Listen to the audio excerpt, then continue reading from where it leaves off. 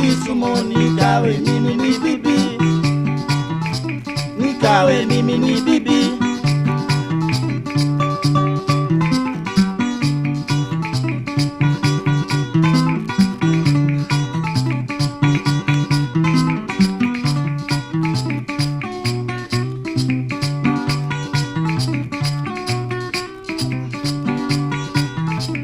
Mulipofika Kisumu,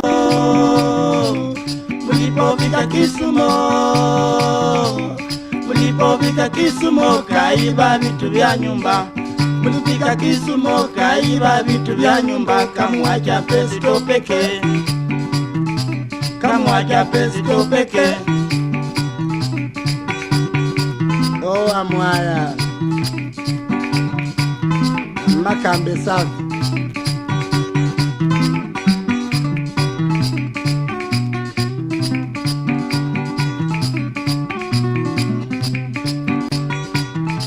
Kumbe bibi wa siku hizi, kumbe bibi wa siku hizi, kumbe bibi wa siku hizi, tuandike watoto.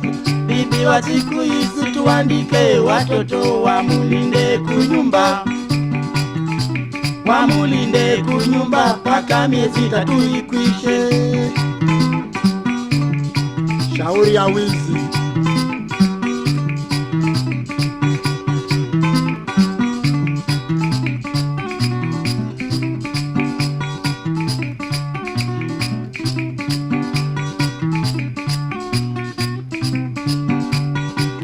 Wezi ni wabaya.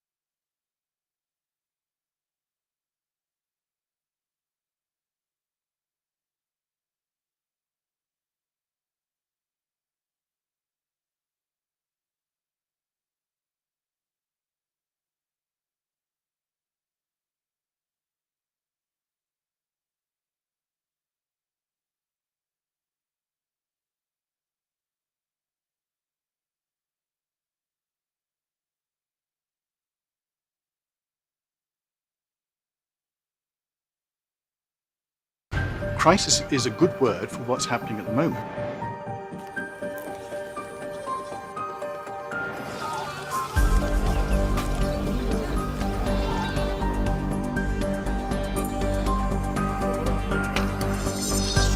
Snakebite is the most neglected of all the so-called neglected tropical diseases.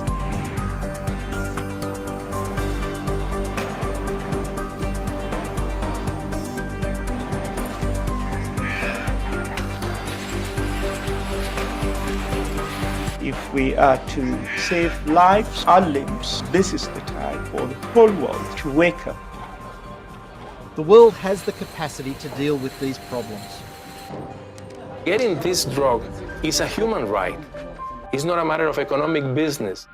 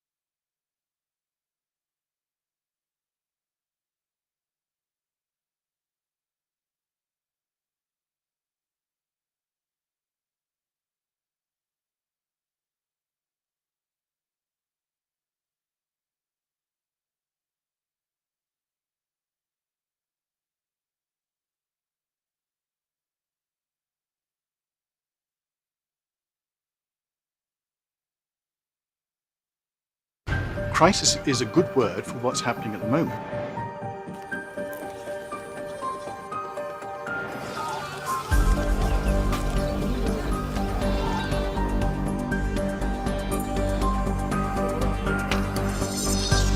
Snakebite is the most neglected of all the so-called neglected tropical diseases.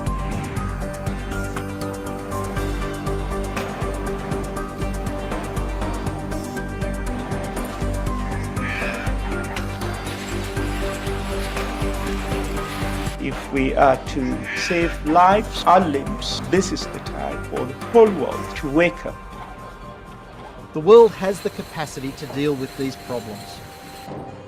Getting this drug is Good a morning, human right. good afternoon. It's not a matter of and economic business. Good evening. Following the launch of the comprehensive snakebite envenoming strategy in May 2019, and that of the snakebite envenoming information and data platform exactly a year ago, we welcome you to today's discussion, which is an opportunity for the snakebite community to take stock and share the progress in the implementation of the strategy that has been made in the past year. And of course, to see what that means for us in the future. Timely, as it also coincides with the 4th International Snakebite Awareness Day, with numerous activities taking place around the world. So a very warm welcome and thank you for joining WHO's NTD department on this special day. I'm Patricia Amira, your moderator, and before we meet the experts who will speak to the progress, allow me to take you through a few necessary pointers for this session. Simultaneous interpretation is available in French and in Spanish. Click on the interpretation icon at the bottom of your Zoom screen to activate the language of your choice. Do keep interpretation off if you do not need it to avoid any audio interference. Speakers, kindly keep yourself muted and video off until it's your time, or until it's time for your panel. Attendees will be able to send in their questions for the panelists using the Zoom chat function. We will try to take as many as possible and or address them directly on the function itself. Also remember that the session today will be live streamed and available to view after it has concluded, and that your participation is taken as consent. Social media, the hashtags, Beat NTDs, Snakebite Awareness Day, and of course, remember to tag at WHO. Okay, so here to set the scene for us, I'm pleased to welcome the Director ad Interim of WHO's Department of Control of Neglected Tropical Diseases, Gautam Biswas.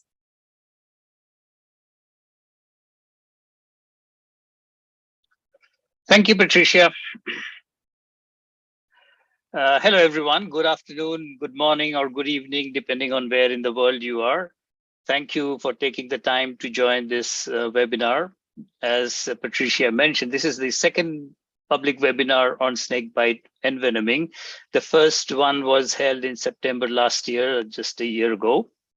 And this is an opportunity to share the updates and progress that has been made since the last year. And we plan to continue organizing these annual webinars in the coming years too, coinciding with the International Snakebite Awareness Day. In addition, additional webinars focusing on regional activities and research community engagements have also been held in between and will continue to be held to keep the discussions live in this important entity. Progress continues to be made in implementing the WHO strategy on snakebite envenoming using a multidisciplinary approach among the NTD department and the divisions of access to medicines and health products and data analytics and delivery for impact, both in Geneva as well as at our regional levels. We are very thankful to the external experts who are also very much involved in supporting our work via different mechanisms like the Scientific Technical Advisory Group for developing the Antivenom target product profiles, community experts for developing the first WHO community engagement toolkit on snakebite envenoming. However, what is crucial is the application of these guidelines and tools at the country level, where they're needed most. It is key that member states or countries engage and work on implementing the strategy, including preparing national action plans within the national and local health systems.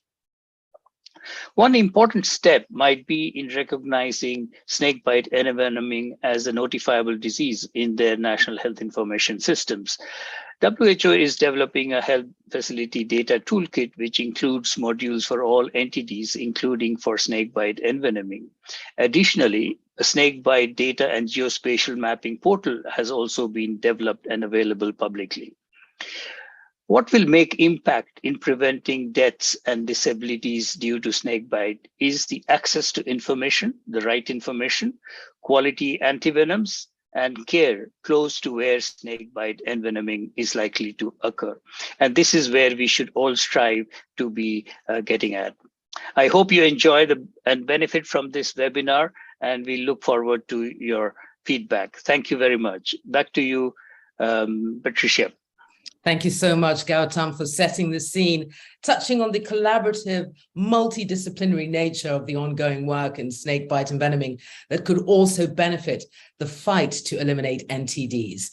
Okay, so let's situate this further. And for that, we have Bernadette Abella Ridder, team leader, veterinary public health, vector control and environment, to give more definition to the WHO's strategy on snakebite envenoming, and of course, the 4 pillars of action that will shape our discussion today. Bernadette, welcome. Thank you very much, Patricia. And thank you for all of you for being with us today.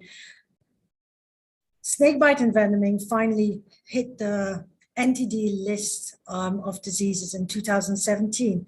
Shortly after that, a WHO resolution, World Health Assembly resolution, was adopted in 2018. And shortly after that, we had a WHO strategy for snakebite envenoming. The objective is very ambitious. It is to reduce the global burden of snakebite envenoming by 50% by 2030. And to achieve that, we broke it down into 4 main pillars of action. One, covering that we ensure safe and effective treatment, looking at how we can strengthen health systems, empowering and engaging with communities, and of course, increasing partnerships and coordination and increasing resources. And of course, all this cannot be done on our own. We have to work collaboratively across with partners from different sectors, different disciplines. And of course, we rely on the amazing expertise. Our roster of experts has an enormous sort of bank of expertise and brains that help us reach some of the targets we are trying to reach. And so today, we have the opportunity to provide you with an update of this progress and the plans, but also look at some of the challenges, and also to thank you all who have collaborated and worked alongside with us to come this far. Thank you, Patricia. And of course, as you've heard, WHO launched its snakebite envenoming strategy in May 2019. Now, looking back to kind of move us forward, as it were, Bernadette, could you remind us of its main objectives?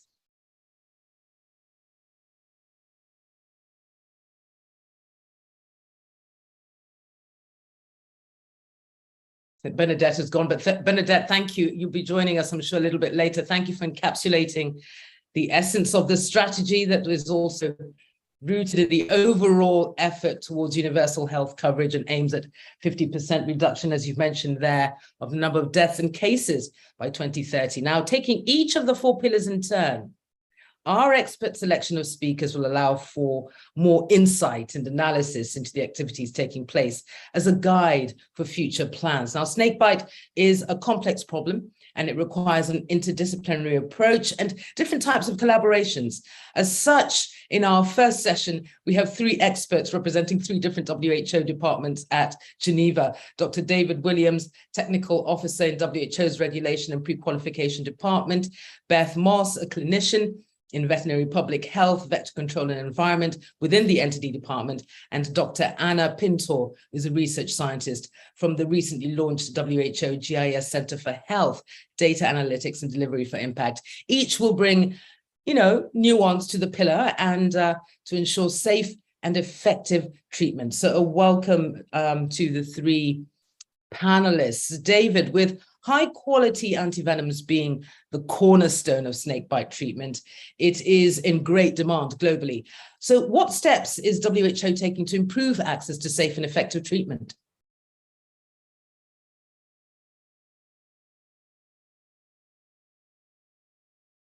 We can't hear you yet, David. There we go. Yeah. Thanks, Patricia. All right. WHO has taken a four-pronged approach to how it addresses the issue of safe and effective treatment at the moment. Some of these things include the development of target product profiles, which are normative documents that provide essential guidance to manufacturers and regulators on the sorts of minimal or optimal design and formulation features for different types of treatment. And we're working not just on conventional antivenoms, but looking at the small molecule inhibitors that could become a next generation of treatments, and also engineered antibodies, antibodies that aren't made using animal plasmas, which also could become a next generation of treatments in the future. In addition to that, we are looking very seriously at the current treatments that are available. We have a risk-benefit assessment procedure for antivenoms that I'll touch on a little bit more in just a moment, that's aimed at determining which products are suitable in different settings and just exactly, what are the parameters that they fall within in terms of things like GMP compliance, for example, and does the risk of using them, is it greater than the benefits or vice versa? Because in fact, the real problem is many of these products have never been through substantial clinical trials or clinical evaluation before they were introduced into markets. And that in some cases has resulted in some absolute disasters where we've seen, for example, in one case, a 6-fold increase in mortality rate because a product was introduced to a country without having been evaluated first. What we intend to do, though, is we have to work out how do we best get antivenoms to the people who need them most. So we've been working quite extensively on the proposal to develop an antivenom stockpile, initially starting in sub-Saharan Africa, but then with the aim of spreading it to other countries in Africa and then eventually other regions of the world.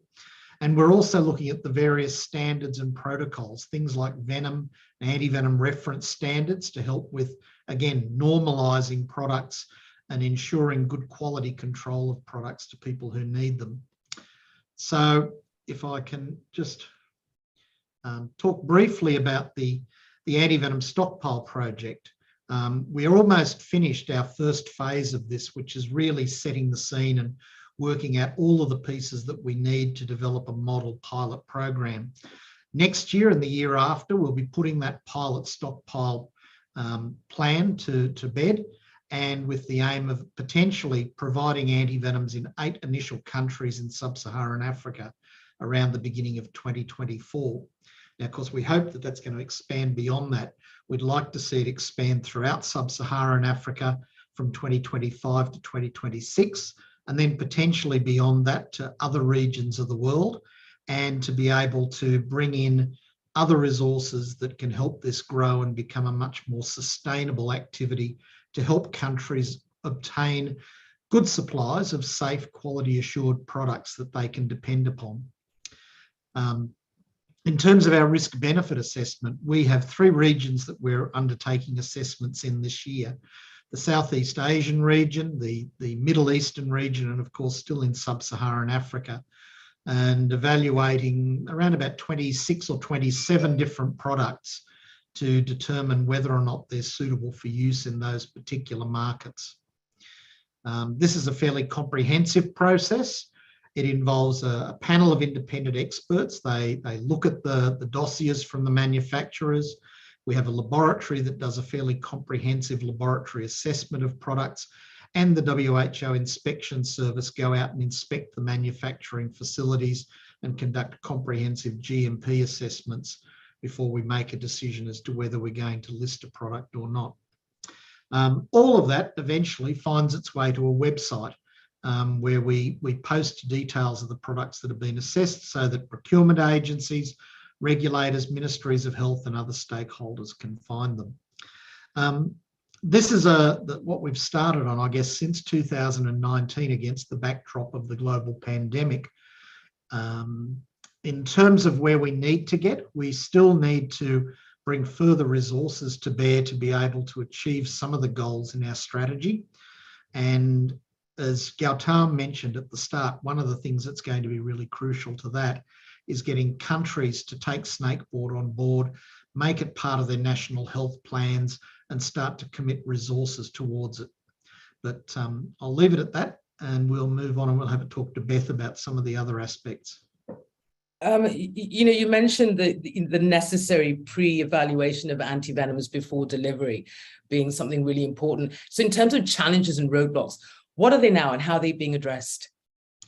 So some of the biggest challenges we have, it's not just a matter of evaluating the products, but there's a real need to educate procurement agencies so that they make sensible buying decisions. Just because a product is advertised at a low price doesn't necessarily mean it's the best product. In many cases, it could be that by spending a little bit more per treatment, you actually get a better outcome and save money in the long term. Regulatory compliance, there's a real dearth of information for regulators about how to manage these products and to make sure that they don't end up with products that are unsafe or ineffective.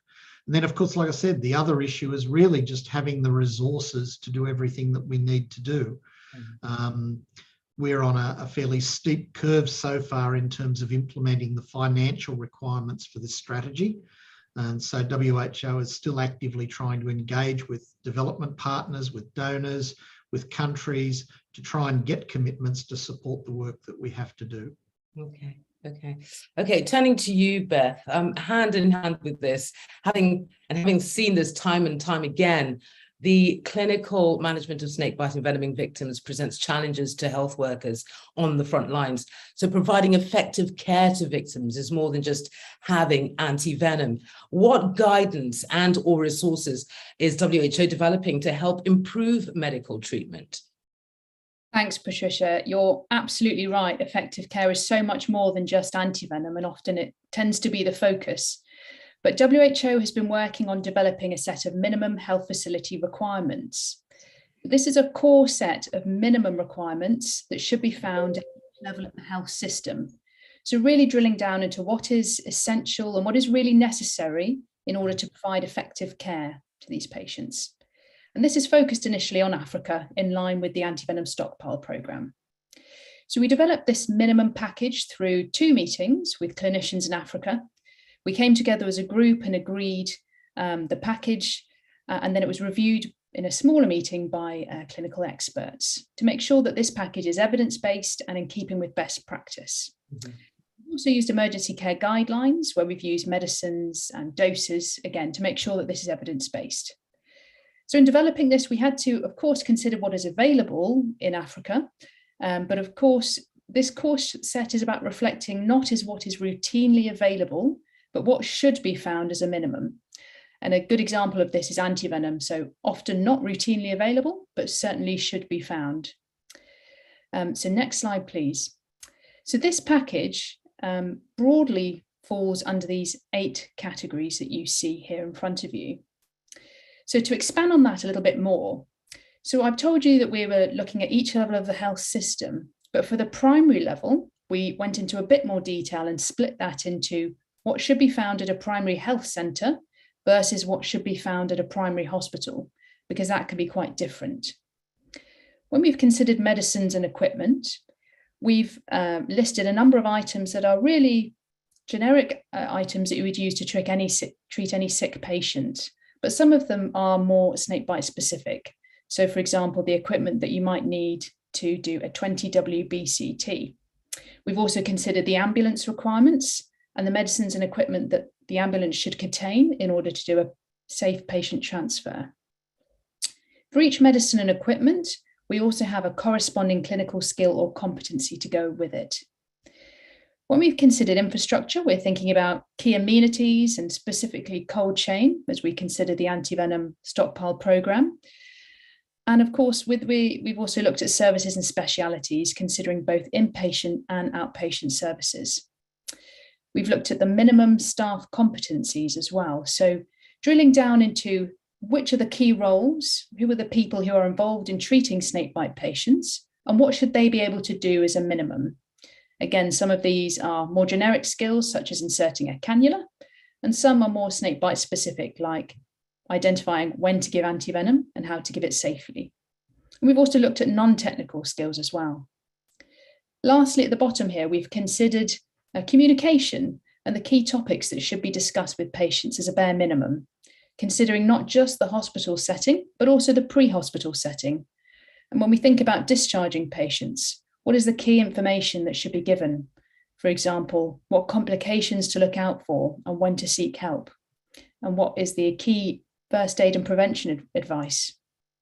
So within the stockpile program, work is being conducted to identify hospitals that have the potential to treat snakebite patients in these 8 countries. And by that, I mean hospitals which are operational, have inpatient beds, have cold chain, and have access to antivenom from government stores. So my hope is that this piece of work on the minimum health facility requirements will be a key tool for countries to use to decide where antivenom should be placed as part of this stockpile program. Because I want to reiterate as well, it is the countries that will have ownership over it, and they will decide where antivenom should be placed within their hospitals. So I hope that this will also identify areas for improvement within health facilities and also inform training needs and training programs. This is a package that is specific to Africa, but we would also like to go on to develop a specific package for Asia and also a more global version. Moving away from that now, there are other areas WHO has been working on to improve clinical management of these patients. So another is supporting health worker training on the clinical management by developing resources on the open WHO platform. This covers a number of key topics, for example, the diagnosis of snakebite envenoming, treatment with antivenom, and management of anaphylaxis. We'll come on to discuss the toolkit for community engagement that's been mentioned later on, but this will also contain updated guidance on the first aid management of snakebite victims. So over to you, Patricia. Thank you so much, Beth. Now, accessibility, another critical cog in the wheel in regard to treatment for snakebite envenoming. WHO is developing a framework to improve this through the use of multidisciplinary data and cutting-edge geospatial tools. Anna, can you give an example of some of this work and outline how the data analysis will better inform countries and regions, plus how it will help to optimize collection of snakebite data, antivenom distribution and surveillance, please? Thanks, Patricia. Yes, sure. If we can bring up the slides, please. I have some examples of what we've been working on. So I'm part of the GIS Center in WHO, and GIS stands for Geographic Information Systems. So a really important part of treating snakebite effectively is the where. Where do snakebites actually occur? And unfortunately, our data on where snakes occur or certain snakes occur and where snakebite prevalence is higher or lower is actually not that great. So we're using a lot of geospatial tools to fill some of these knowledge gaps. And here you can see some very pretty maps of the habitat suitability of 2 snake species that are medically relevant. On the left, you have a group of species that are crates and closely related. You can see that there's actually sometimes not that many point information of where people have seen the snake, which are the little points on the map. But if we use statistical models and sophisticated statistical models to predict habitat suitability, we can actually fill some of these gaps. And you see in green, really suitable areas. So we would expect there to be a lot of these snakes. And obviously, when there's a lot of snakes, we would expect more people to get bitten if they also live in those areas. And also on the right, you can see a very common African species, the puff adder, which causes a lot of bites. That one has more data, but it's still helpful to have these rather than just knowing if a species is there or not, know if it's very abundant or just there now and then. And moving on from that, we can also use these models to kind of future-proof our strategies of managing snakebite. So as you can see here, these are maps of the same models predicted to the future, in this case to 2050. And they show in red where habitat suitability will increase for a certain snake. And that means there will probably be more of these snakes in the future. And blue is where there will be less. And you can see, for example, for the cottonmouth on the right in North America, there will probably be a pretty large expansion to its range towards the north. So more people that are currently not living in the same area as cottonmouths will live in the same area as a cottonmouth in the future, so they might get bitten. And this is really crucial to actually know that we're supplying antivenom to the right locations, not currently, but also in the future. And if we can move to the next slide, I'll show you another example of how we can use these distribution models. So on the top left here, again, you have a distribution model or a habitat suitability model for carpet vipers in West Africa, where we're currently doing a lot of work, as Beth and Dave mentioned. So in red is where there's a lot of carpet vipers, essentially. And down at the bottom left, you can see how much agriculture there is. And agriculture is a really big determinant of whether people are exposed to snakebite or not. So a lot of people that get bitten by snakes in the rural communities in the developing world get bitten because they're working in fields and they're not wearing protective equipment.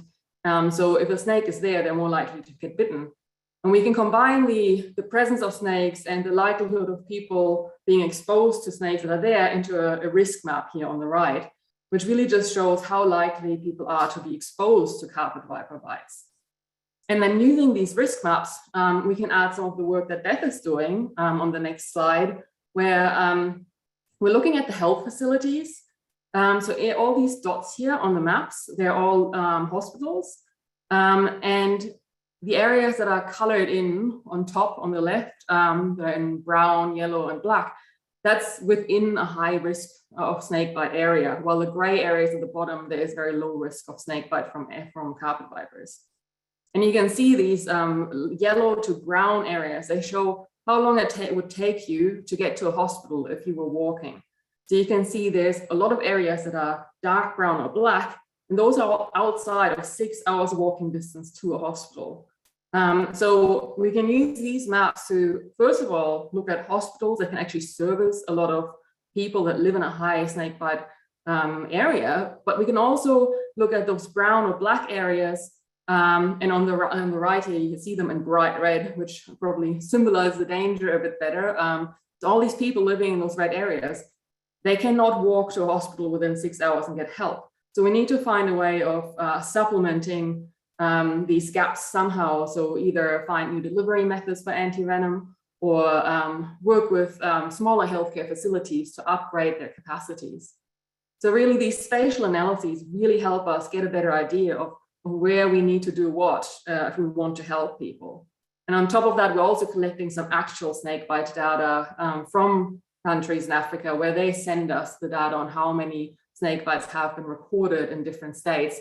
But unfortunately, that data is still very sparse, but we're continuously improving on it.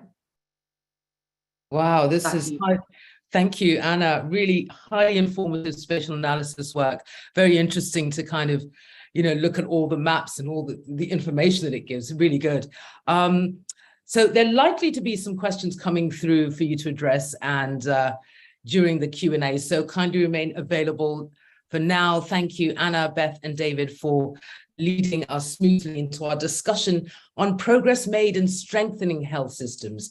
Here, with a focus on the African region, we have Noemi Nikiema, who's a data manager, and Andrew Korkor, a medical officer, both working on tropical and vector-borne diseases at WHO Afro.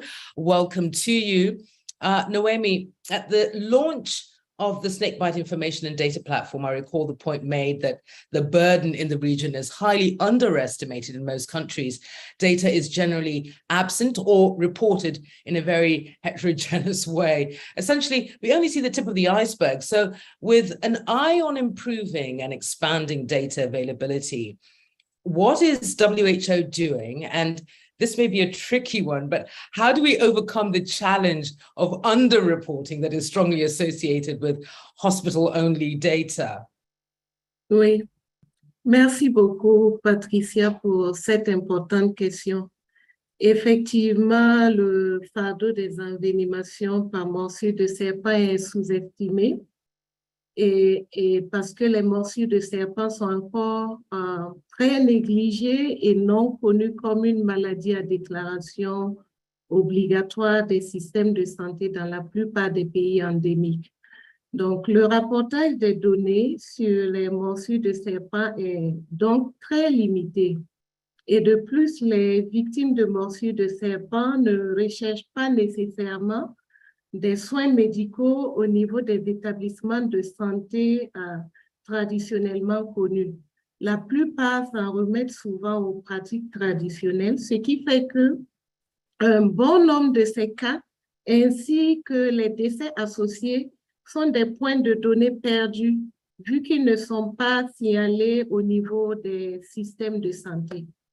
Alors, qu'est-ce que nous faisons pour voir au-delà de l'iceberg et surmonter le défi de sous-rapportage? Il faut dire que l'OMS-Afro et le siège ainsi que les bureaux pays travaillent avec les pays régulièrement pour améliorer la notification des données sur les morsures de serpent au travers d'outils standardisés. Pour l'instant, notre approche est très simple. Nous avons produit des formulaires épidémiologiques standardisés avec la plateforme GHAS2 pour que les pays puissent signaler les cas annuels de morsures de serpent ainsi que les cas de décès au niveau infranational. Et pour un début, nous nous sommes focalisés aux deux niveaux et dans certains pays, ça correspond au niveau province et district. Mais nous prévoyons obtenir progressivement des données plus désagrégées en fonction de la disponibilité des données et des systèmes de surveillance en place dans les pays.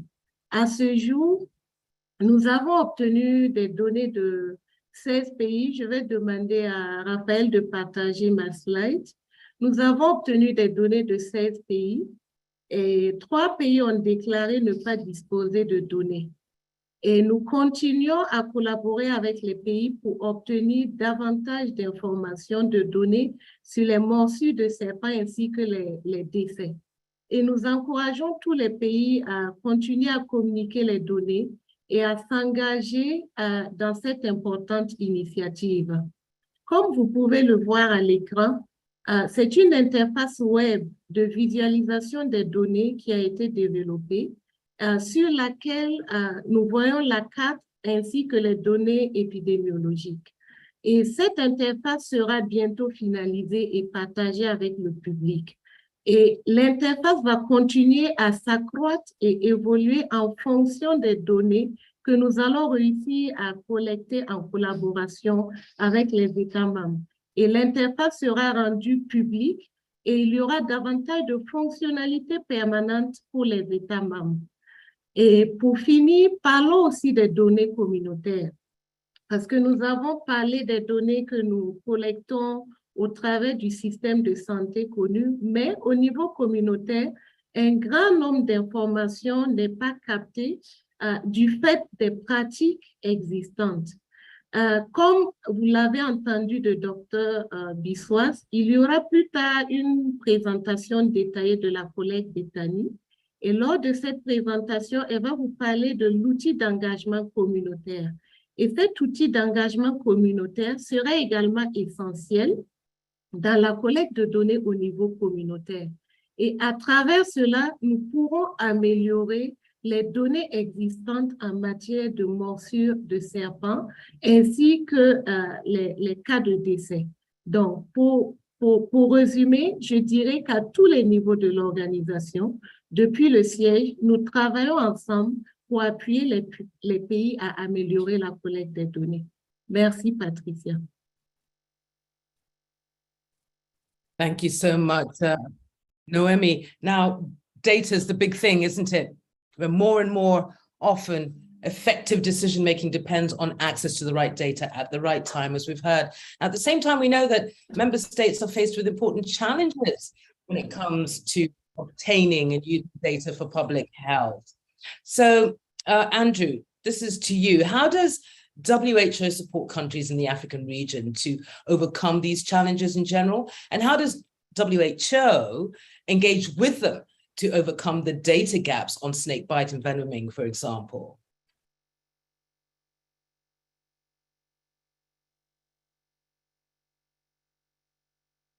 Andrew, I did see him earlier. We may have lost him. I don't see him on there. I don't see him online anymore. Well, hopefully you'll be able to reconnect shortly.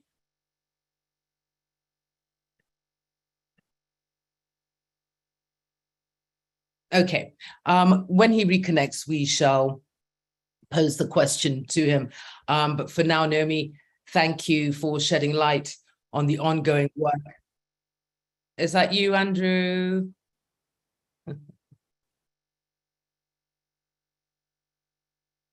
I can't actually see him.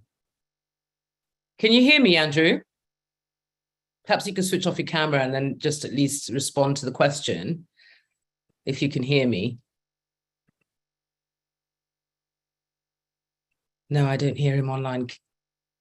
Oh, there he is. Hello, Andrew. We can't hear you yet. Yes. Hello, Patricia. Thank you. Did you hear the question, or should I repeat that for you? No, in fact, my internet was off. I just joined. So if you don't mind, please repeat. We can't hear you well at all. You keep breaking up. My internet was off. So I just joined. I did not hear the question. Hello? We can hear you. I said my internet broke off. I only just joined. That's not a problem. I did not hear your question. Let me repeat the question for you, Andrew, just in case you didn't hear it when you cut off. Big data is the big conversation, of course.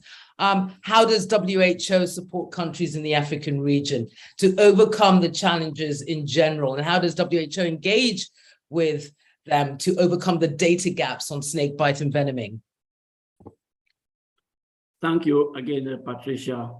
Good morning, good afternoon, good Please evening. speak as loudly as you possibly can because it's fluctuating. Good morning, good afternoon, and good evening, colleagues, wherever you are. Can you hear me, please, Patricia? The quality of the internet is very poor here. Hello? We can't hear you very well, Andrew. The quality of the internet is very poor. Yes, it is. I'm sorry for that. You keep coming in and out, so perhaps, well, there's some people who can hear Andrew fine, so perhaps you could just go ahead. Maybe it's on my side. Go ahead. Okay, thank you very much, and welcome to all participants, and thank you for the question. We did in the region acknowledge that snakebite envenoming is a major medical problem throughout the region. Unfortunately, member states continue to face challenges in obtaining snakebite data for program management and service planning. We appreciate that the sources of health data are multiple and varied in terms of regularity and content, making it very difficult to compare with health information across countries. Against this background, snakebite information data collection and reporting news standardization for sharing within national health systems between countries and between countries and the WHO country offices. My colleagues have already mentioned, especially Naomi and have already highlighted what is being done in the region to strengthen national capacities in order to overcome these challenges, to provide more reliable information and data management for better planning and services. How are we approaching this? One of the things that we started with is the organization of a meeting earlier in the year where we advocated for the inclusion of snakebite program in the national health plans. Until recently, many countries or member states did not have specific snakebite plans, and so the data coming out was quite sketchy. We have started engaging with member states at every opportunity to advocate for data integration, including snakebite, and starting with the compilation of case management entities on a single platform, the WHO DHIS platform. Having said that, what else is the region doing, and is the region ready to support the implementation of vaccine stockpiling? Within the overall context of health system strengthening, preparations for stockpiling has a long history of supporting regulatory processes and capacities. In 2006, WHO established the Africa Vaccine Regulatory Forum, AVREF, a capacity building platform to improve regulatory oversight of clinical trials in Africa. The capacity of this regulatory forum has been broadened beyond vaccines to include medicines, which has paved the way for the Africa Medical Product Regulatory Harmonization Initiative, launched in 2009.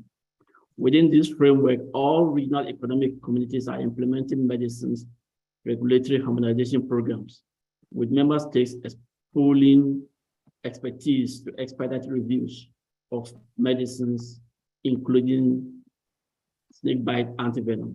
This has advanced the continent towards the realization of the Africa Vaccines Medicines Agency, AMA.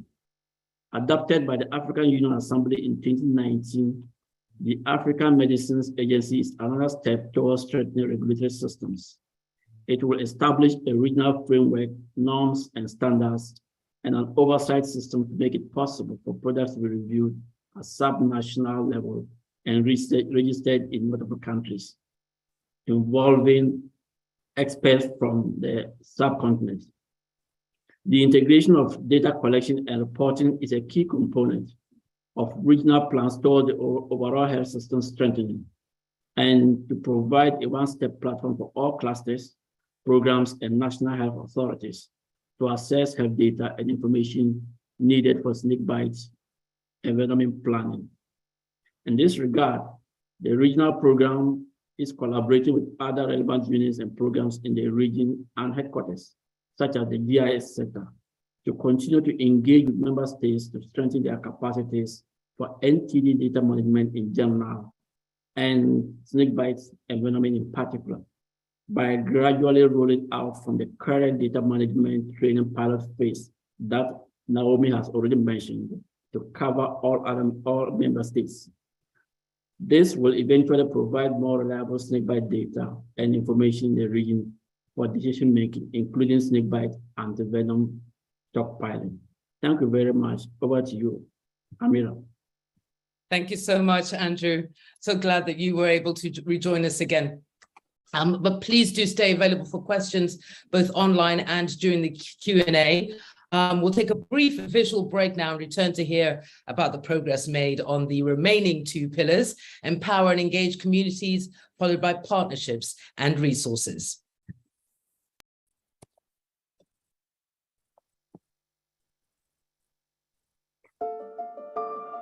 They have no limbs, but can get around easily, moving silently, even in difficult settings. Snakes are enigmatic and have fascinated humankind since prehistoric times. They are also among the world's most feared creatures. Despite their limbless condition, the world's 3,900 snake species have conquered virtually every habitat on land, in the seas, and for brief moments, even in the air.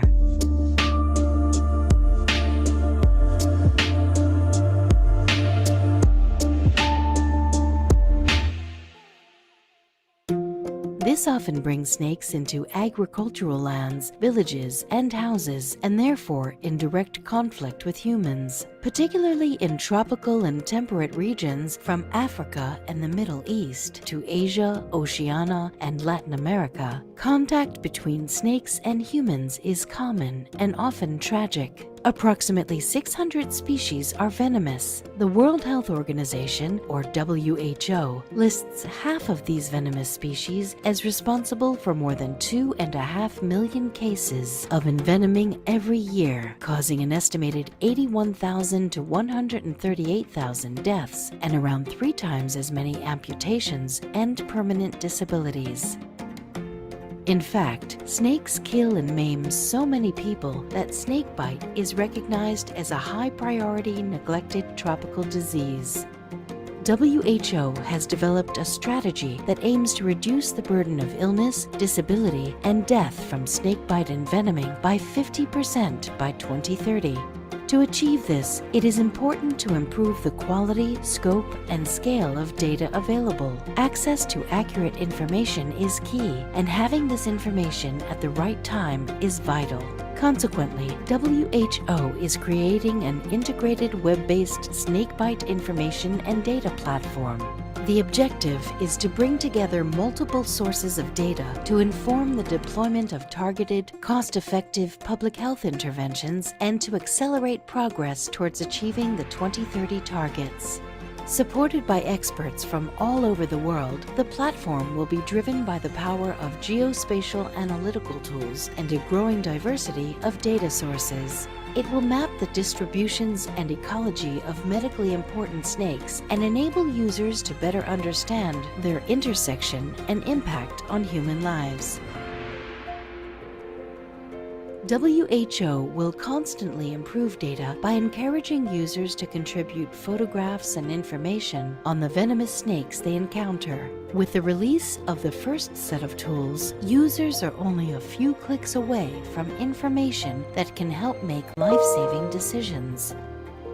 The package provides updated information on venomous snake distributions, anti-venom treatments, and species for which there is currently no treatment.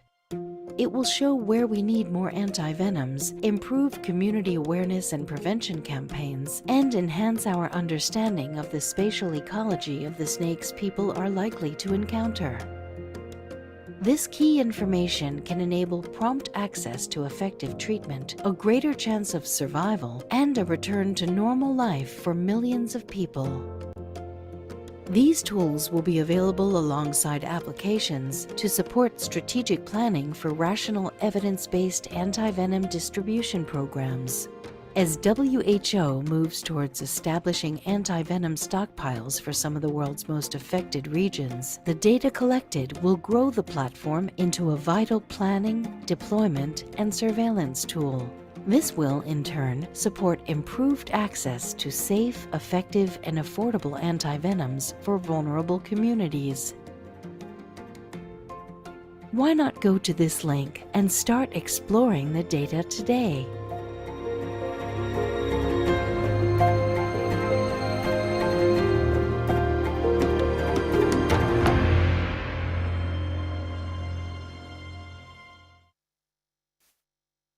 Yes, now snakes adapt to human habitations, so are found both in rural and urban areas, as you've seen there. How communities are empowered to deal with this problem is key. Beth, welcome back. You'll be taking us through this particular pillar. WHO is working on the development of a community engagement toolkit, as you mentioned before, using an open, collaborative process. Can you describe what this process is? Thanks, Patricia. And yes, I hope that you'll see this slide appear, which I'm going to use to talk you through this process. It's been a lengthy piece of work, and we started off with a scoping review. On the left-hand side of this page, you can see in the blue box. And we started off by looking at all public health interventions, specifically focusing on rural areas, which is where we know snakebite is an issue. And it's predominantly focused in on lower middle income countries. And we looked at any health topic that covered both human and animal health. And through that process, we identified lots of studies and pulled out lots of really useful information about what led to effective community engagement in rural areas, and also what hindered or led to ineffective community engagement. So having gathered all this information, we then needed to transform it to make it snakebite specific, which we did through 2 rounds of expert consultation, where we asked our experts to get involved from the WHO roster. We also conducted a comparative analysis of 10 existing WHO toolkits. Given that we wanted to make one, it seemed sensible to look at ones that had already been made, and we pulled out 10 relatively recent ones, all covering relevant topics. So on the left-hand side then, as I've just outlined, we have these 3 core building blocks that we used to develop this draft toolkit. And it had a series of recommendations that pertain to not just the content, but also the development process. This was then circulated to the roster of experts again, and everyone who participated in the community engagement webinars, of which we've held 4 to date, and there have been several hundred people cumulatively involved. And so of the 53 tools we had listed, we asked everyone, should they be included in the toolkit or not? And if people said yes, then we said, please tell us how important these tools are to you. And so they gave it a priority ranking. And this helped us to decide what should be included in the final toolkit. And I think this is a really important process to have gone through to make sure that this toolkit is going to be useful and that it's meeting the needs of those who are actually out working in the field. So this toolkit is to be used by anyone wanting to conduct community engagement activities on snakebite envenoming. We really want it to be useful resources that will support people who are engaging on the subjects such as, but certainly not limited to, prevention and first aid management. So this is a global generic toolkit, but the tools can and certainly should be tailored to the local setting to make sure that they are applicable to that specific sociocultural context. So going forward, there'll be further periods of consultation when the materials have been fully developed, and they will of course be piloted. So it's vital to listen to community voices. So what have been some of the key messages you've heard during the public consultation meetings that you've had? And how will WHO address some of these needs in the toolkit? So as I said, we've had 4 community engagement meetings with stakeholders thus far. So 3 have happened in 2022, but the first one back in 2021 was the key one that got the ball rolling, if you like. So we asked people before they attended the meeting, other than funding, what were the 5 most important challenges or barriers to effectively engaging with communities? And we discussed these all at great length in the meeting. And not just the issues, but we also asked, well, how can WHO support you? And how can WHO support effective community engagement? This helped shape the future meetings as we went forward. And we explored them in more detail. And these meetings have allowed people to share their ideas, to share solutions to shared problems, and also to develop some partnerships. So from the 3 webinars we've held this year, we've held them all twice, but at different times to facilitate attendance from those in different time zones. And we've covered topics such as pre-hospital management of snakebite and health-seeking behaviours, prevention, which includes behavioural change and human-snake conflict, and we also touched on One Health there as well, and disability, stigma and rehabilitation. And so through these, it became clear many of the barriers to effective engagement were shared between different countries and different regions. Of course, there were issues that were specific to different geographical regions. And whilst the focus of these meetings has been on community engagement, many other wider issues were highlighted. So it's really clear from this that the 4 pillars of the roadmap are intrinsically intertwined, and we do need that multi-pronged approach in order to target these simultaneously rather than in isolation. And so many of the issues that were identified in the webinars are being addressed by WHO and through their activities, not just through the toolkit, but also through all the other ongoing projects such as the Antivenom stockpile programme. But a few specific examples of how the toolkit will address the needs highlighted by stakeholders include the provision of updated information on the best practice of first aid, a checklist of key components that should be included in the training for those delivering community engagement, and resources to support their training. And I also saw in the chat recently someone posting about traditional healers, and indeed that is something that we will be looking at through this as well. So the community engagement is such an important pillar of the roadmap. We've done a lot of work to try and ensure that this toolkit is going to be evidence-based and really is in tune with what the stakeholders have identified as important to them. And many people I see here on the webinar today have been in these meetings, so it's great to see you back again here. So that's a brief overview, Patricia. Thank you so much, Beth. And we've got some questions coming in for you, so please stay on with us. So more integrated functionalities and tools, and of course, the importance of building relationships to find effective solutions and accelerate progress being described there. Thank you again. So let's follow up on where we are with the last strategic pillar of activity, increased partnerships, coordination, and resources. Joining us for this are Aya Yajima, Regional Advisor, Neglected Tropical Diseases in the WHO Southeast Asia region, Marco Antonio Vigilato, who's a coordinator, zoonosis area at the Pan-American Center for Foot and Mouth Disease and Veterinary Public Health in the Department of Communicable Diseases and Environmental Determinants of Health, Diogo Martin, Snakebite Lead, Welcome Trust, and David Williams will be rejoining us again, who is the Technical Officer for Regulation and Pre-Qualification Department at WHO headquarters, with more contributions. So welcome to you all. Aya, let's start with you. Ciara is developing a regional strategy for the prevention and control of snakebite envenoming. Tell us more about this regional strategy, its development, and the process for implementation across member states. Thank you, Patricia. So as you might know, the Southeast Asia region is one among the most affected, with nearly 70% of annual global snakebite deaths occurring only in South Asia alone. So in the same year that the Global Strategy for Prevention Control of Snakebite Envenoming was launched by WHO, which is 2019, the 72nd session of the WHO Regional Committee for Southeast Asia, which represents all the 11 member states of the region, recommended the development of the regional snakebite prevention control plan of action to help member states strengthen their capacity to prevent, control, and effectively manage snakebites by regional adaptation of the global strategy. So since then, the work to develop this regional action plan started by the CRO and with support of the experts on snakebite envenoming in the region. Then finally, in March this year, we convened a consultation to review and discuss the draft action plan with all member states focal point and also experts from each country in the region. So the experts were multidisciplinary, such as community intervention, community health, emergency medicine, epidemiology, health system, community engagement, and pharmacovigilance and regulatory aspects. And so the outcome of the consultation was further incorporated by CRO and selected experts into the final document. Currently, the document's design and format is being finalized, and it is in line with the global strategy and has three objectives. One is to prevent snakebite and provide effective first aid through community engagement. Second is to ensure access to life-saving treatment and care through strengthening of the relevant health systems components. And third is to improve availability of quality, effective, safe, and affordable antivenoms. And these objectives has three supporting areas.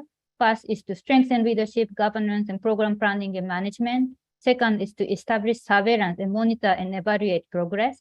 And third is to enhance regional partnership and multi-sectoral collaboration for advocacy, research, and innovation. So at the regional level, our focus in the coming years is really to help and support member states establish a program for prevention control of snakebite envenoming within the health ministry. And to achieve this, we identified a series of short-term, medium-term, and long-term milestones and targets. This includes conducting national burden assessment, identifying priority areas to initiate the program activities, and designating national focal point within each health ministry, and developing tools, developing national strategy, and initiating annual reporting from country to WHO to enhance the surveillance also within the country. Thank you, Aya. Thank you very much. Just turning to Amro, who has developed quite a unique and interesting network of collaborations, multi-sectoral with diverse professionals as well, to guide and support the work on snakebite envenoming in the region. It would be good to hear more about this network and, of course, the type of work you're doing, Marco, and planning to do on snakebite envenoming. Hi, Patricia. Hi, everyone. Good day for all. So thank you for this opportunity to share with everyone the experience here in Pajo region in Americas. Well, recently in 2018, we started a network that we call RELAPA. RELAPA is the network of the manufacturers of Antivenom. Actually, those are the public manufacturers of Antivenom. We have about 13 laboratories from 9 countries: Argentina, Bolivia, Brazil, Colombia, Costa Rica, Ecuador, Mexico, Peru, and Venezuela. Those 13 labs, they are able to produce about 1.3 million vials of Antivenom annually, and they have 25 different types of Antivenoms for snake bites and 10 different types for spider and scorpions as well. So this network, we've been working for about 2 or 3 years, and even during this pandemic period, we were able to convene several webinars, technical webinars. Basically, on these webinars, we discuss the quality and production of these antivenoms, using as guidelines, the WHO guidelines for the production, control, and regulation of antivenoms, because you want to improve the quality of these antivenoms that is produced by these public laboratories. Those are from the National Institute of Health and some public universities, so they are working together in this network. We are also working with the countries for the epidemiological information. We are in the very beginning because we have different levels of knowledge and different levels of surveillance and epidemiological surveillance in our region. So this week, actually, we have a meeting with all national directors of antivenom programs in Americas, just to discuss and improve the surveillance in our region. And also like to share with you, Patricia, and everyone here in the meeting, we have also a solidarity that we call here in Latin America, because sometimes we are able to mobilize some antivenom, for example, from South America to Central America, and then we have to involve customs, we have to involve the Ministry of Foreign Affairs, we have to involve the security, and send the people bringing this antivenom to save a life in another area. So this is very important, this engagement of everyone here in the region. So thank you again for this opportunity. Great. Solidarity is the way to go. Thank you. Now, in terms of funding, let's switch a little bit here. The landscape has evolved somewhat since snakebite envenoming became an NTD in 2017. Diogo, given that Wellcome Trust has been very ambitious in its approach over the years, briefly take us through the changes and what does the future funding landscape look like? Hi, Patricia. Thanks for having me, and it's great to see so many familiar faces. And let me start by congratulating the WHO for the tremendous progress so far. But as we all know, 2030 is just around the corner, and there is so much to be done in such a short period of time. But if you look at the funding landscape, I think we have reasons to be optimistic, at least for the past few years.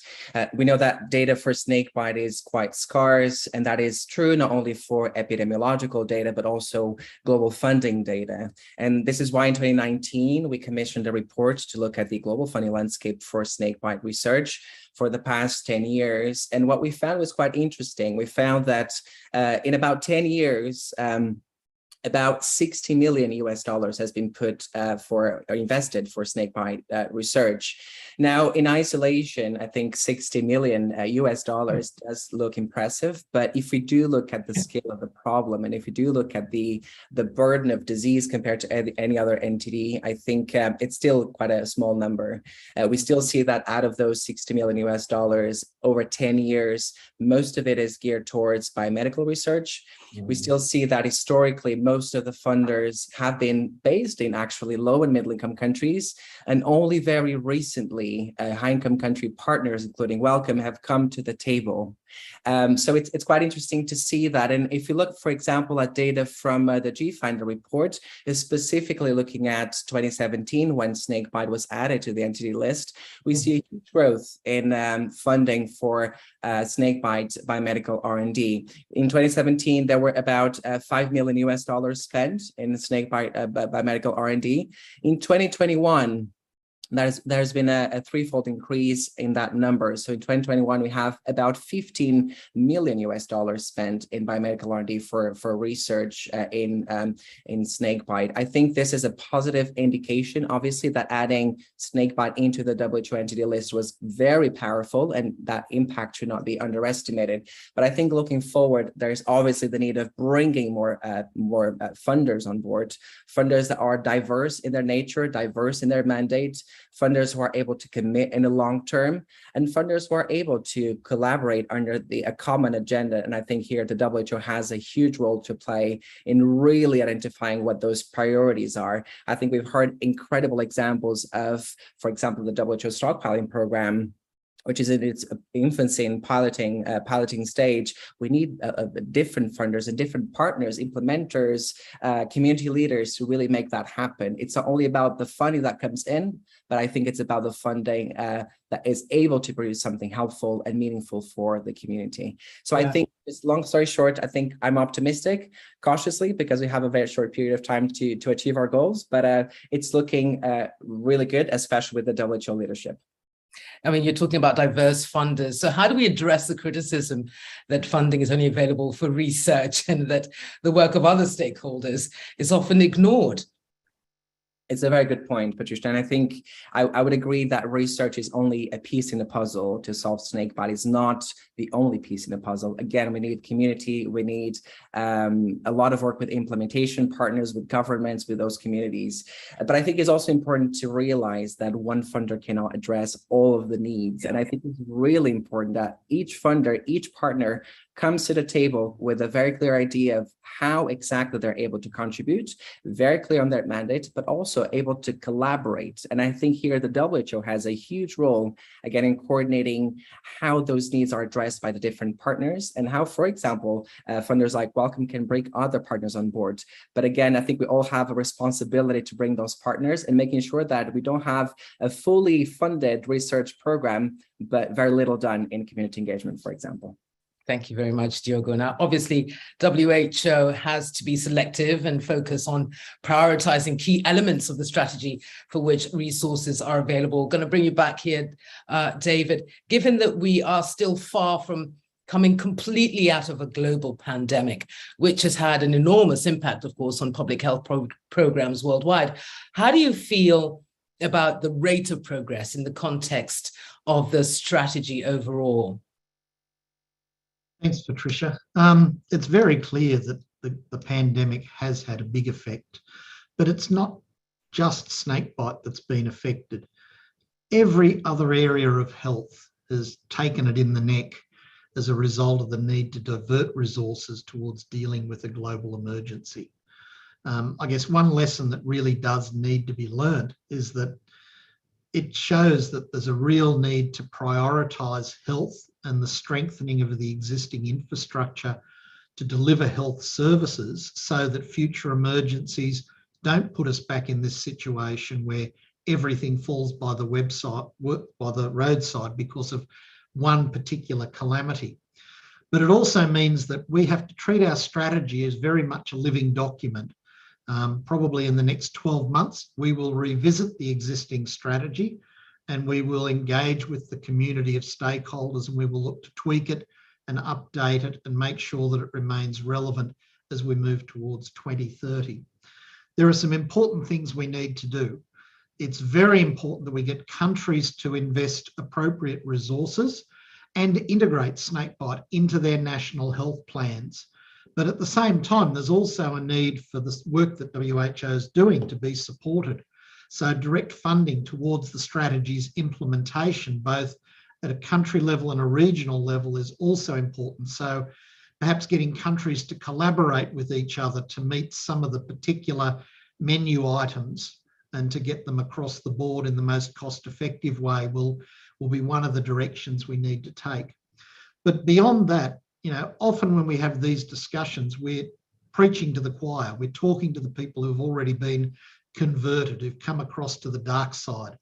And we really need to broaden the base of our stakeholders if we're going to drive long-term sustainable impact, and also refresh the resource field. I mean, we're all getting older every day. We need to see young people coming up through the ranks who take this on as an interest for their careers, both in terms of research, clinical application in the field, policy making, every aspect. We need to be able to refresh the gene pool, I guess, to a certain extent in that sense.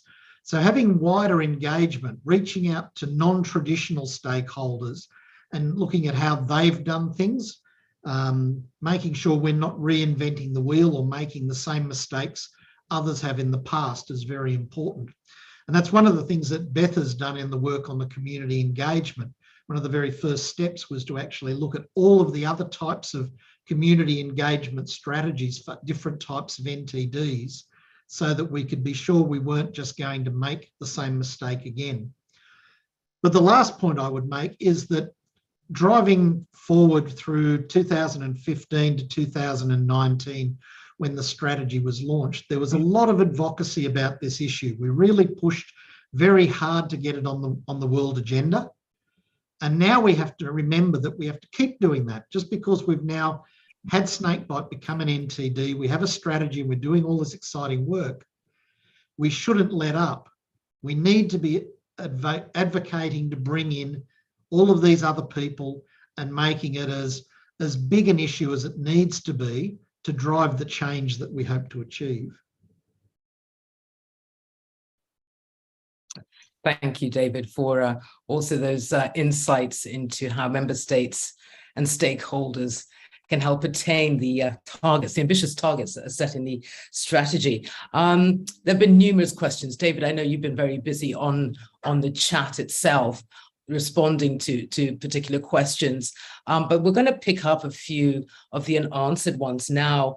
Beth, if I could, yeah, this one is for Beth. We should focus on I think I'm reading this correctly. We should focus on reducing the demand of antivenom by preventing the incident of wet bite. I don't know whether I've said that the right way. It's just the way the questions come through to me. We should focus on reducing the demand of antivenom by preventing the incident of wet bite, but there's a question mark after it. Okay, so a comment about prevention, and yes, I think this prevention is really important. And I know often there's a lot of focus on treatment, which of course is essential. But yes, if we can work on prevention, then of course we can reduce the number of snake bites, be that wet or dry. And that's something that I hope we can address in this toolkit, where we'll be having standardized key messages about the appropriate prevention measures to take. So that's my reflection on the comment. Thank you, Beth. A question for Anna, just to say I'm really pleased to see that climate change related distributional shifts are being formally and seriously considered here. Are these predictions being accounted for in the 50% reduction aim? For instance, some areas might get close to this by doing nothing if snakes move away from their area, whereas other areas might be fighting an uphill battle because their baseline is increasing over time too. Well, Patricia, obviously fighting snakebite is more difficult in some areas than others. So I think the WHO target with regard to the 50% reduction is an overall 50% reduction. That might be a little bit more, a little bit less, unfortunately, in one area or another. But in general, yes, so these distribution models, that's why we're running them. They will be available on our website later this year, and they'll also be freely available to any other researcher that wants to do research on snakebite and snakebite prevention strategies or mitigation strategies. So yes, climate change is definitely something that we are seriously considering in our strategies. How to do that exactly can be a bit tricky because it means obviously convincing people that are not currently exposed to snakebite yet that they will be in the future. And obviously, people that are not currently suffering from snakebite are harder to encourage, essentially, to align with control strategies because they're not that worried about it yet. Yeah. But we're definitely focused on it. Okay, thank you, Anna, and good to see you again. David, a question you didn't answer. How WHO expects the private sector to be involved in the programs? If you could make a little comment around that, please.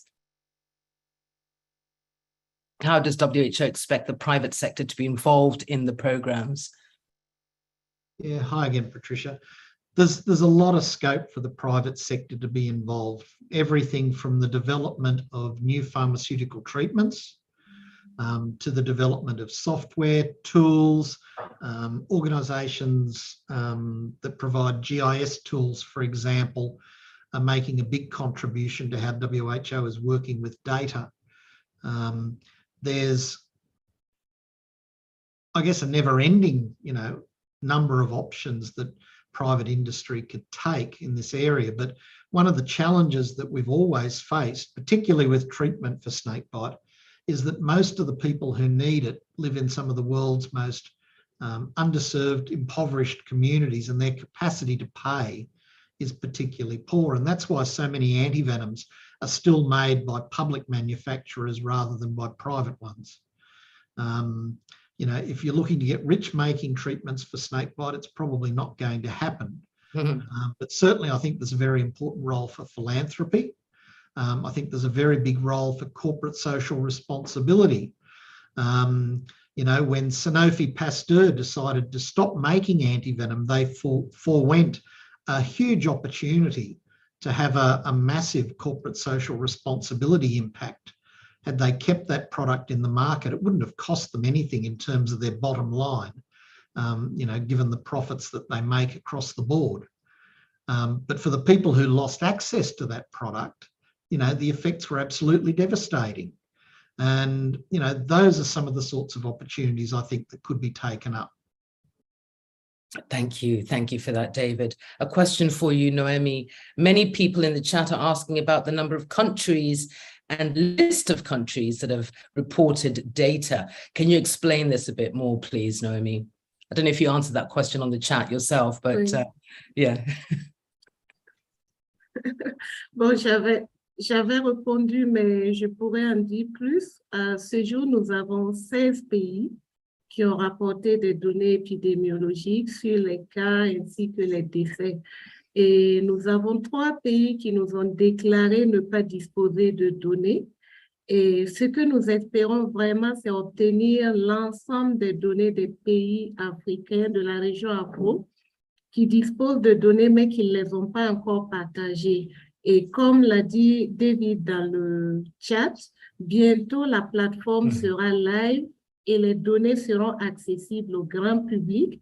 Donc, nous espérons vraiment que les pays qui n'ont pas encore rapporté puissent rapporter les données disponibles. Et ensemble, nous allons travailler à améliorer l'acquisition des données jusqu'à obtenir des données d'une granularité suffisante pour la planification des activités.